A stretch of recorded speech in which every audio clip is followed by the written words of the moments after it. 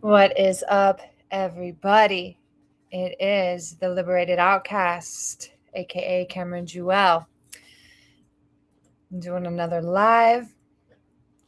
I know I said I was going to take the month of August off of social media, and I did take the first couple of weeks off, and it was fantastic. I had planned to take some more off, but you know what? There's just so much happening right now. And I truly love to share with all of you, and I love what you all share back with me. So here we are. I'm going to speak on discipline with social media and what I have learned through it all very soon. I might not have hundreds of thousands of followers. My stuff doesn't go viral, but I do know I have a lot of people watching me and people in the real world, people that I know. And I know that I am planting seeds and helping people. I also know that I got a lot of lurkers, and that's fine too. I don't do what I do to be famous. I don't do what I do because I want to be some viral influencer. I really don't care. I do everything that I do because I love to do it. I love sharing. And if I can help one person overcome something in their life because I had the courage to speak up and share my story, then that's it. That's it. I could care less about being famous. Okay. So, but that's going to be a topic for another day. I want to talk about, first of all, this week, right? Holy moly. If you are into, the planets and the sun and the stars, these real celestial beings out there in space that have an effect on us, then you might be aware that we have like the full moon and eclipses and just a lot going on in the skies right now. And one thing that I have learned is I kind of get excited now when challenges and obstacles are coming my way because that we're faced with a choice. We can choose to view these obstacles as an opportunity to learn and to grow, or we can lay down and let these obstacles roll over us and sometimes even be set back because of that. So I always choose to roll my sleeves up and get to work. So I'm very excited to see what is on the other end of all of this. Sometimes we know quickly and soon why things happen and we get the rewards, quote unquote, from it.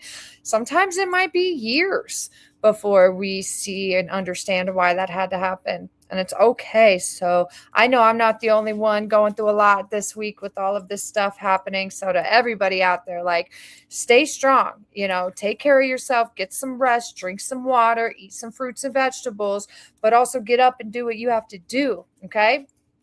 I am sipping on that tea that I posted this morning with the meadowsweet, Damiana, chamomile, lavender, and alfalfa. And it's nice. This is my second cup now. And that's why I took a break from the last live and came on here because I feel a lot more relaxed.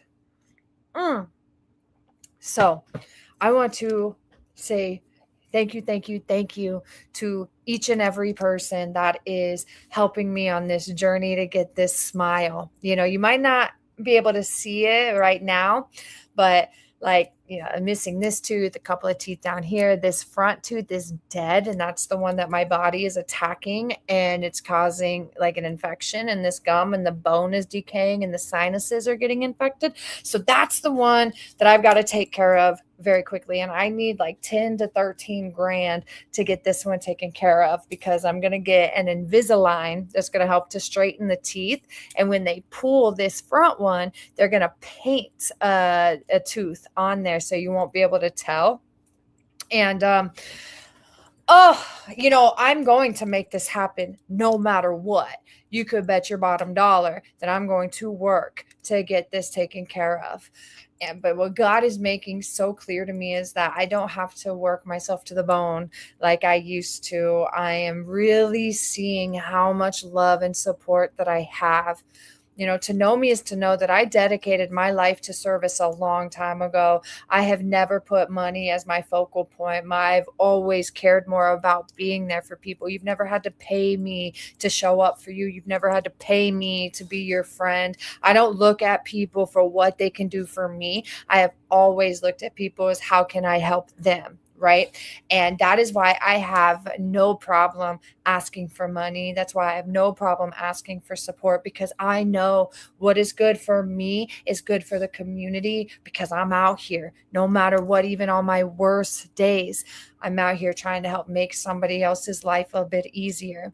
And that's why I'm just so, and because of that, there are days like I could very easily, I understand why people get into that mean girl shark energy where money over everything, because you know what? It is a cold world out here, and it can be dog eat dog out here. And there are some days where I know for me, where I have felt so frustrated. Like, why do I care so much? Why do I have felt so alone after doing so much for the world around me? And on those days, I want to give up. I want to go pure shark mode, because I could. Oh, I'd be one heck of a shark, baby. But that's not what I'm here for. That would allow the darkness to win. When we allow our heart to go cold, the enemy, the darkness, gains from that. And I won't do it. I have been ridiculed for over the last several years for caring so much. I've had some of my biggest haters will mock me and like, I remember when I wanted to save the world and blah, blah, blah. Like, I don't want to. I know that I can't save the world, but I also know that I absolutely can and do change the world. And all of us can do that. We can change the world every single day by the way that we show up, by how we talk to people, by how we treat people. Even the smallest acts of kindness can make a big difference in the world. And I have chosen to stay true to that. I've never let, the mean remarks and the slick comments and the shade coming from these people stop me. And I will say, last week when my mouth was really hurting and I was just so overwhelmed with everything, I felt alone, but only for a moment, because God really showed me like everything that I've done up to this point has not been for no reason. And I found the courage within myself to reach out and ask for support from the community.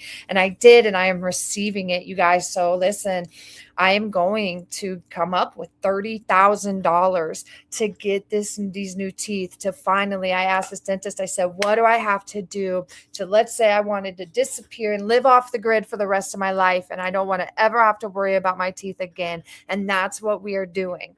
And so it's going to be $30,000 for that. And so far, I've already raised a little over $1,100, and it's only been 4 days. So thank you to everybody who's contributed, who has shared the GoFundMe. All right, because here it is. If I can receive $20 from 1,500 people, that's 30 grand. If I can receive $50 from 600 people, that's 30 grand, or $100 from 300 people, or $1,000 from 30 people. And that's it. So I'm going to say that again. If I can get $20 from 1,500 people, $50 from 600 people, $100 from 30 people, or $1,000 from $100 from 300 people, $1,000 from 30 people, I will have the money that I need to get my teeth done. And I promise, I already, the more that I'm really stepping into the authority that comes with the life that I have lived and the things that I have overcome. And one thing that I am great at doing is taking pain and turning it into power. Okay. And I promise you that when I already do that. I already use my smile to help illuminate the darkness, and it is over with for all of these demons that dwell in the darkness when I've got this new smile. I am so excited. So thank you to everybody that is helping. And while we're here, I'm going to talk for a little while. I want to share some stories. There's this idea, a lot of people put me up on this pedestal as if I'm perfect, and I've never claimed to be perfect. They put me up on this pedestal as if like, you've got to do everything perfectly in order to achieve. That's never been me. And it's not my fault that people put me on that pedestal and put words in my mouth. That's just something that comes with being out there, all right, and having people perceive you. I've never been about perfection. I'm just about being honest being honest with ourselves about where we are and the choices that we are making and what is resulting from those choices, and then holding ourselves responsible for where we are and for where we want to be, and then doing the work to get to where we want to be. And that's hard. It's really hard for people to look at themselves and say, all right, this is where I'm falling short. This is what I need to work on. Oof, here are the mistakes that I made. And then do what they have to do. But for the people that have that in them, that willpower, that determination, that ability, I'm here to walk beside you every step of the way. But I cannot do the work for you. I cannot set the boundaries for you. I cannot create the new habits for you. That's all for you guys. But I'm saying that to say, because the story that I'm about to share is really going to highlight for you just how imperfect I am. So I have what I call true CPTSD, that is complex post-traumatic stress disorder. And I say true because that term CPTSD is just being thrown around, and like people are claiming to have it when they don't even understand what it is. And it's really strange to me how people want to have these ailments. I had a girl that I was friends with once. She literally told me that she was jealous of the amount of trauma that I had been through because it feels like I won up her on everything. And that was when I really finally realized that there are people out here who want to be victims. And if they weren't victims, they wouldn't know what they were. And they use their stories and what has happened to them as an excuse for what they can or cannot do, or what they do and do not have. That blew my mind. So yes, a lot of people out there cling to these diagnoses and really identify with them and then use them as excuses for where they are in life. Nope, will never be me. And if people really knew what CPTSD was and the damage that comes with CPTSD, I don't think that they would truly want to identify with something like that. And I'm not going to get too deep into like what it actually is, but to give you an idea, it is when, you endure a brutal, significant amount of trauma repeatedly over your developing years. And it literally causes brain damage. It damages your brain and the neural pathways and the way that your brain forms. And that is very hard. I've had to work so hard to create new pathways and close those old ones. And I'm not going to ever put the pressure on myself to be completely healed from it, because I think that's crazy. I'm not going to do that to myself, but I want to share with you what that can look like on my hard days. So about 2 or 3 weeks ago, when this dental stuff really showed up again, I was chewing gum. Where's my gum? I really like that. It's over there, but it's that pure gum, PUR, because I've loved tobacco for a long time and I'm so grateful for it. But I finally decided to close that chapter and to liberate myself from that. So I've been using that pure gum to help me to do that. And this evening I was being silly. I put too many pieces in my mouth because I was making bubbles and I was having a good time with Marcos and my ducks. And so I was chewing, and that's when a big piece of my back tooth came out with the gum. And for those of you who have read the story and you are starting to learn about what happened, especially surrounding my teeth, I had rotten front teeth until I was 15 years old. I was picked on so bad in school. This front one, this is fake. It looked like a corn nut. And if you don't know what a corn nut is, look that up. It was this little snack thing that you could get at the convenience stores. And that's what my stepfathers would call me. They would ridicule me at home, call me corn nut. And then I'd go to school and kids would pick on me. People never wanted to look at me directly in my face. I hardly smiled and I talked like this a lot until I was 15 years old and finally got some help that I needed, and it happened on accident. Well, anyways, so 2 or 3 weeks ago when that tooth came out, it caused a flare up. I have, as long as I can remember, nightmares is one of my biggest symptoms of my CPTSD, nightmares and flashbacks. So that night I had nightmares all night long about my teeth. And I woke up the next morning and you guys, I was just so stressed out. I was super tense. I wasn't breathing. I didn't sleep well. And Marcos and I were having a tough morning, and he was going through something too. So like he had a bad attitude, I had a bad attitude, and then we got into an argument about walking the dogs, who was going to walk the dogs. And, because I thought he was going to, he was saying I needed to, I was all jacked up, whatever. So then we're like literally tug of warring over the dogs, who's going to walk them. And something in my brain snapped because this happens. And I wanted to hit Marcos, and I would never. I've worked so hard, even on when it's the hardest. I do not take my stuff out on other people if I can avoid it, and I will not hit other people unless I'm hit first. So anyways, I wanted to hit Marcos, and it became uncontrollable. And so I started to hit myself right in the face. And this is really vulnerable and tough to share, but I'm sharing for the people who also suffer from these disorders, who also have really hard days. I'm not here for the perfect people who have it all together and you don't have any bad days. I'm here to show the people that know true suffering, that you're not the only one. Okay. So anyways, it's still super uncomfortable for me. So I started to hit myself in the face a couple of times, and Marcos looked at me like I was crazy, and walked and went out back. And then he came back inside, and he still, he was having a tough morning too. So his attitude was still really poor, and he was saying something in another language that I don't understand.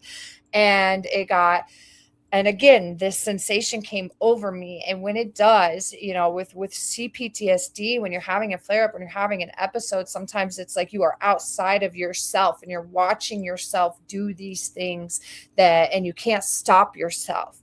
So I wanted to get violent again. And so I started hitting my head on the cabinet. And that's when Marcos really realized that, something was very wrong with me.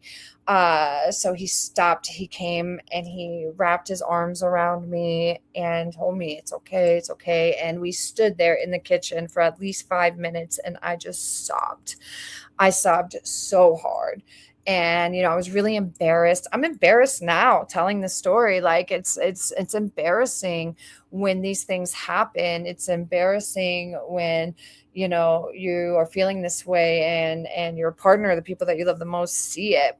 But he just held me, and I cried and I cried. And then I started apologizing. I said, I'm so sorry. And he knows, and he said, it's okay, and he just rubbed my back. But anyways, I'm sharing that to share, like, no matter how much work that we do, when you have true CPTSD or these really intense, bipolar disorder, polarized mood disorder, manic depression, like they're real and they're challenging. That is why for me, I cannot eat junk food, because anybody who struggles with mental illness, like what you eat directly affects your mental health. So if I were to eat junk food, McDonald's, Little Debbie's, these snack cakes, it's life or death for me. I remember I went to a local coffee shop and got one of their drinks, and I just assumed that it was going to be healthy, and I don't do that anymore. And whatever syrups they used, it literally inflamed my brain. And that was the episode I had before this one with my teeth. Thankfully, I've learned, I've got tools. I'm able to 95% of the time vocalize, hey, something's wrong.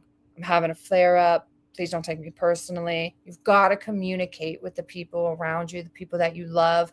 And you've got to make sure that you surround yourself with people who truly understand your disease and are willing to listen when you are communicating, because that's the biggest thing for me. My partner cannot take me personally if I'm having a flare up.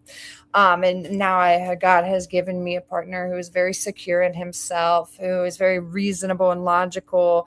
And he's not insecure. I cannot be with an insecure man. So let me sip my tea. Thank you for those of you that are tuned in. Feel free to chat with me and share. I'll read your comments out loud though. So just, share what you want. And, so yeah, that was 2 or 3 weeks ago when this started. I had a flare up, and, man, and it's still like, I've been on it.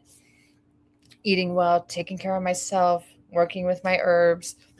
I don't want to have another flare up like that again. But the biggest thing about healing from trauma that I have found is we have to give ourselves so much grace, and we have to forgive ourselves, and we have to love ourselves, but with that is still accountability. So like I forgive myself for what happened. I forgive myself. I give myself grace for the way that I behaved. And I also know that, it's not fair for Marcos.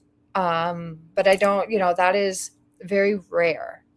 It is only my teeth at this point that really triggers my CPTSD. But it's my responsibility to make sure that I take care of myself and do everything that in my power to prevent those episodes from happening. Okay.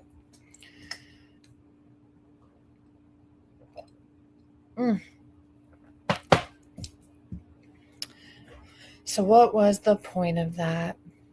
I sure would love to talk with people instead of to myself, but God put it on my heart to come on here and to share. I think that I know that this is one of the reasons why I'm so great at the work that I do, why I'm an excellent mentor, why I'm able to help people heal their minds, their bodies, and their spirits, because like education is important. Do not get me wrong. It is so important. And I am thoroughly educated. But more important to that, I believe, is that I understand so many things on so many levels because I've experienced it, so when people come to me with these things they've been carrying that they have so much shame around, I can feel that. And I know what it's like to carry that shame. And I know what it's like to unpack and process that shame too. And I'm able to do that. I'm able to remind people, like, listen, like David Goggins, I learned from David Goggins, like, listen, everybody's messed up. All right. Everybody's got skeletons in their closets and things that they don't want other people to know. And just a lot of people are better at masking it than others. So we're walking around with these things that we're ashamed of or embarrassed by. And we think that if people knew these things, it'd be over. But the fact of the matter is most people have their own version or their own things that they're carrying. And I have learned that when we speak up, shame dies. I learned this from Brene Brown. Shame dies when we speak on it. All right. Me having that flare up, that episode, I'm not going to call it a bipolar episode. It was just an episode that I had. That doesn't make me any less of a person. That doesn't make me any less capable of the work that I do. It means that I'm a real human out here, experiencing real life. And I have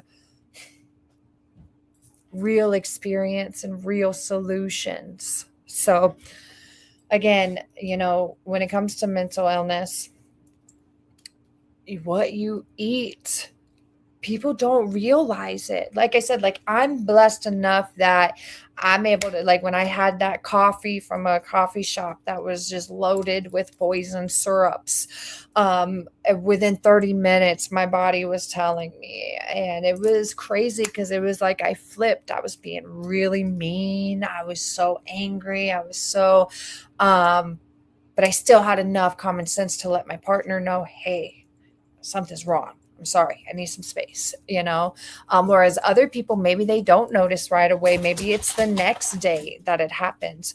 Or a lot of people, just because you don't know that something's affecting you immediately doesn't mean it's not affecting you.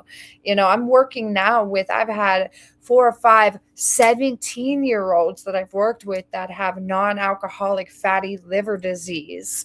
And that is because of the accumulation of the high fructose corn syrups and the preservatives and all of these, sugars that they've been drinking their entire life. It is the accumulation of things. And sometimes we don't know until it's almost too late. So yeah, I cannot play around. And that's one of the reasons why I'm so militant about the food that we eat, because it truly is poisoning us. And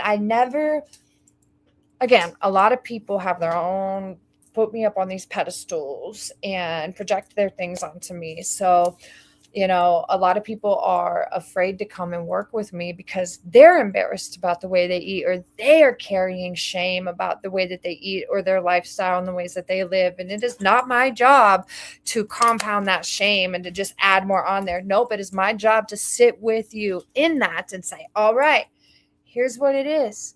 Here's the truth of it. And it's okay. It happens. And then we say, all right, what are we going to do to change this, right? How can we? And it's not even, I believe in physics. I am a quantum physician, and pain and shame, it is dense and it is heavy and it is strong. And when you take that energy and you choose to transmute it, because energy cannot be created nor destroyed, right? Only changed. So we don't want to just take this and get rid of it. Oh my gosh, it'd be like throwing out gold. All right. We take that energy and we use it, we channel it, we transmute it and turn it into pain, turn it into purpose. No, I am not ashamed of the consequences that come from that crazy childhood that I had. Whatsoever. I'm not ashamed of it. In fact, I used to be, though. I used to be, especially when people would try to use it against me, because they have. But I just love myself so much, and I've done so much work on myself every single day. I have a routine, and we'll get to that. But and that's what I teach people how to do, is how can we take that pain that you are carrying and turn it into power? It is not easy. Alchemy is not easy. All right. Especially like turning shit into gold. That's tough, but it can be done. And you will do it if you are determined, dedicated, and consistent. All right. That's a big part of what I do. And I don't do it. Actually, I wrote a speech, and I've been working on the speech, and I'm really excited to share it with you guys. But what makes me so great at the work that I do is that I have lived it. I didn't get some certification to become your life coach. Like, I am teaching you what I have lived, what I have endured, and what I have personally produced.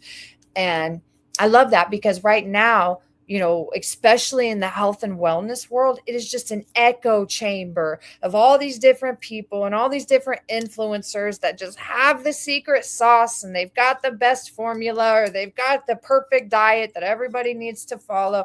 And it's just this echo chamber of confusion. People are confused. This influencer, this doctor said to do this thing, and then this doctor saying to do the opposite. And like, what do we do? I'm going to tell you what you do, okay? And you tune into you. You put in the time and the effort to learn about your body and how it works and what it needs to function. I see people all the time that are so sick because they're following everybody else's advice except for their own. It is not my job to tell you what is best for you. It is my job to help you to learn and to tune in to what is best for you. That is sovereignty and liberation are what I represent. Sovereignty, liberation, and authenticity, baby. That is who I am. That is what I represent. And that is what I am here to do. And the first step to sovereignty, being sovereign, is being 100% responsible for yourself. We live in a world right now where, we don't know who we are or what we are or how our bodies work and what they need to function, even spiritually. And we've been born and bred in this society that tells us who we are and what we need. I love you, Jaden. So, and that is, that's what contributes to the sheeple, right? Like, people just fall in line, do what they're told, behave how they're told to behave, eat what they're told to eat. And sovereignty comes from when you are truly sovereign, you are not manipulated from the world around you. You used to be able to tell me anything about myself and I would believe it. You could tell me I was the worst person in the world and I would eat it up and believe it. And, I believed so many things about myself that were not true. And now, because I've put in so much time and effort into loving myself, I spend so much time with myself, then people cannot tell me about me anymore. And remember, like, so unfortunately, so many people in this world are inflamed, dehydrated, malnourished, angry, and insecure. And they will project that insecurity onto the world around them. A rule that I have made for myself now is I cannot be around insecure people, because I trigger insecure people. And, another part, like, working with me, I'm going to equip you with the tools and the support that's needed to not only liberate yourself from this weird matrix, whatever we want to call it, step into sustained vitality, become sovereign, but then how to deal with the world after that. Because when you are truly authentic, and authenticity shines so bright, and when that bright light of authenticity is shining in a dark, dense world, the powers that be, they want to put that light out. Okay. And that is why it is a lifestyle. I say health is a lifestyle. Authenticity is a way of life. And by learning that, cultivating those habits, putting them into place and staying consistent, you will be able to withstand the nonsense and the distractions and the BS that this world will throw at you, because the brighter you shine, the more upset the dark gets, and it wants to put that out. And that is why, like, even me coming on here and sharing that story of the mental health flare up that I had a couple of weeks ago, zero shame. When you put it up, when you accept every part of yourself and you love, and I'm not saying like, okay, here's this thing that I don't like that much, but I'm just going to accept it, and that's just the way that it is. That's not what I'm saying. If you, for instance, my flare up has an effect on the person closest to me, Marcos, my partner. And I don't want to treat him like that. So I accept what led to that flare up, and I'm not going to shame myself for what happened, but I am going to hold myself accountable for making sure that that doesn't happen again, or if it does, that these episodes are far and few in between. That's not going to be a daily part of our lives. So yes, accept ourselves too, so that way we don't shame ourselves, but then be honest with ourselves. Is this who I want to continue to be? Is this the way that I want to continue to live? And if the answer is no, okay, well then what do I need to do, right? To change, to learn, to grow, to evolve, and make that plan step by step. And it's these small, consistent changes that we make on a daily basis that lead to these big results. I remember when I was 8 or 9 years old, my sister's dad, my mom had 3 kids with 3 different men. And my sister's dad lived in an RV in our yard for a very long time. And he brought me into his RV one day and he sat me down. I was so young, and he told me in detail what a crack whore was and what a crack whore did, right? I don't want to get shadow banned on it YouTube for my language, but the dirty, nasty things that these people would do in order to obtain their drugs.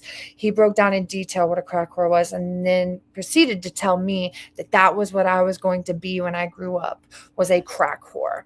I was called a crack baby my entire life, childhood, growing up. I was surrounded by sick adults who hated themselves and poured all of that hatred into me. And had I believed them, I would be dead by now. I came into my adulthood with zero self-confidence. I had lived 20 years of people telling me that I was trash, that I was garbage, and I wasn't going to amount to anything. I was abandoned by my family before I hit double digits. Okay. And and I'm so glad that I did not allow that to be my reality. All right. If it wasn't, I know that I didn't do anything alone, because I've got God and the love of strangers, these strangers that showed me love as I was climbing out of that life. So I say all of this to say, like, it doesn't really matter what other people say about you. It doesn't matter if other people support you or not. I am living proof that you can come from absolutely nothing. You can be born and bred in a hateful, negative environment. You can be abandoned by every single person who is supposed to be there and protect you. And you can come out on top of it all. That's what I did. That's what I continue to do. And I'm finally at this point in my life, like, man, my 30s are going to be fantastic because now I feel unstoppable because I am.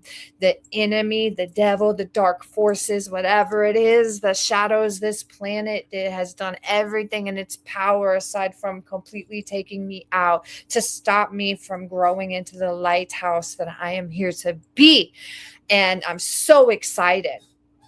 I'm so excited. And I know that I don't have to conform to algorithms or pretend to be anything other than who I am to share this message, because I'm not here to get your likes and your follows. I'm not here to go viral. I'm not here to be some fancy influencer. I am here to be the real deal. I have crawled out of hell and created my own little version of heaven. I am exactly who Christ Jesus told us that we can be. All right. He said that we can do everything that he did and more.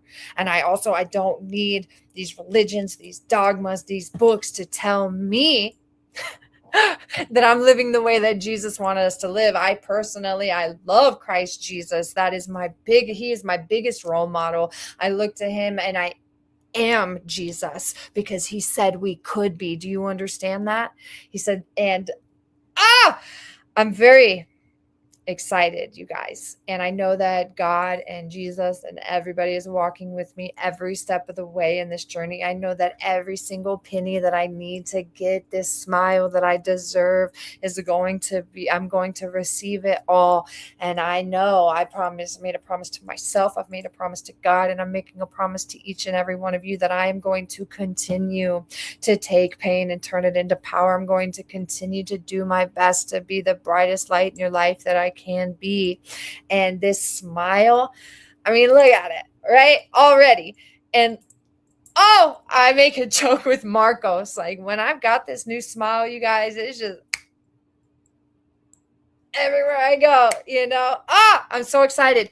And one thing that I have learned about creating the life that we desire is to live like it's already here, right? So I'm not saying, when I get my smile, I'm going to do this. No, I'm already doing it. I'm already doing it. And I also believe that's one of the reasons why God continues to bless me. I'm so blessed. I'm so abundant. I'm so prosperous because God loves me so much. And I say that God helps those who help themselves, again, I've had to deal with, a little bit of doubt and embarrassment of asking for money. And God reminded me, nope, because to know me is to know that if you needed anything at all, doesn't matter what day it is or what time of the day it is, that if you call me, I will do everything in my power to show up for you. That is who I am. That is who I have always been. And that is who I will continue to be.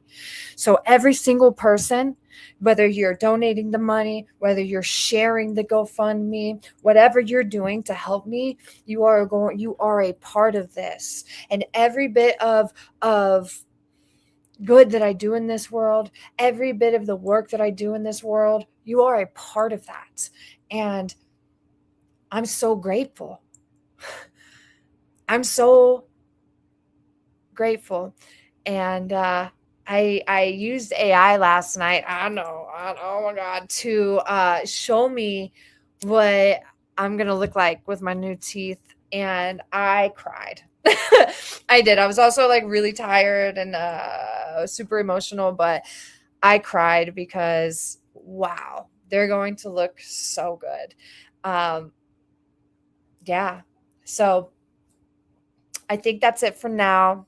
Thank you, everybody who tuned in, who's been watching.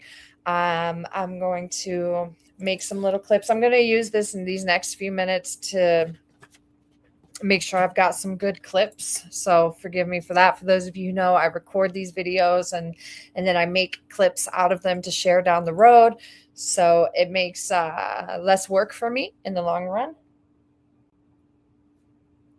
It feels a little weird because it's a little bit of acting, not faking and pretending, but like acting. Okay.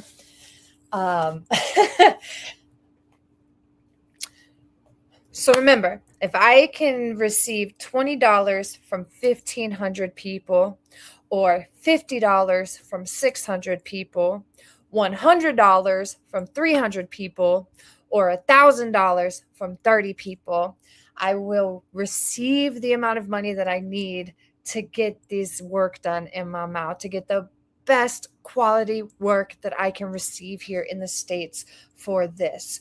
And I know that I deserve it, right?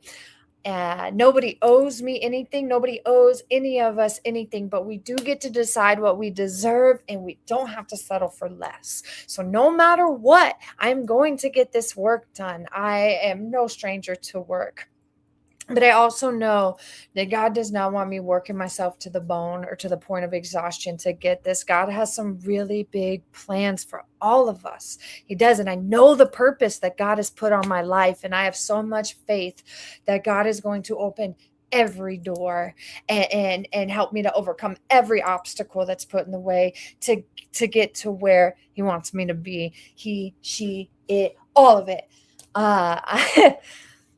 So thank you to everybody. Again, I mean, if I can get 30,000 people to give me $1, like that's awesome. And I know that I can.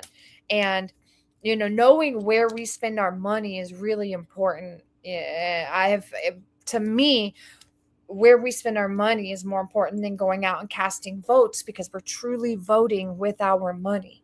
So I'm not asking you for money so I can go, get a new wardrobe and get these photo shoots or go stay in a fancy hotel or do anything like that.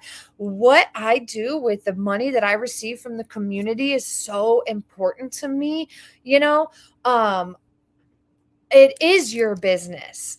It is like what I do with the money that I receive. It's like when we go to church and they pass around the basket, it is important to know, what is that organization doing with your money? Where is it going? Is it building another super fancy church for people to gather in? Or is it putting foods in the mouth of children? Is it providing medical care to people who don't have access to it?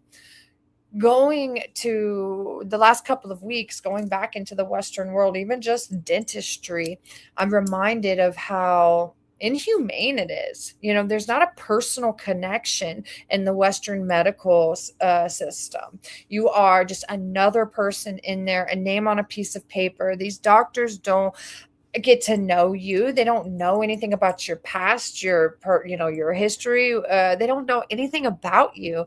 And that was one of the biggest things that propelled me into the work that I do now. When I work with people, I become part of the family. I know them. I know their children. I know their parents. I know their aunts and their uncles. I know what they love. I know what they're afraid of. I know what shame they're carrying. I know what lights them up. I know what puts their light out.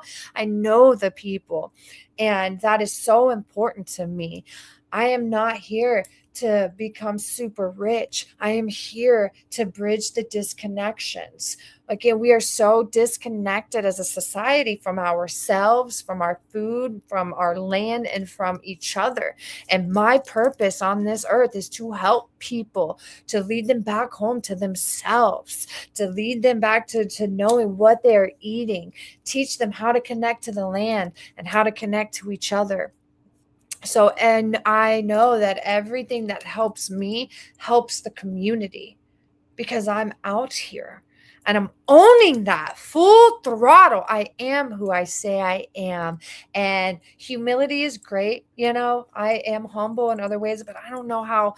I don't like performative humility, right?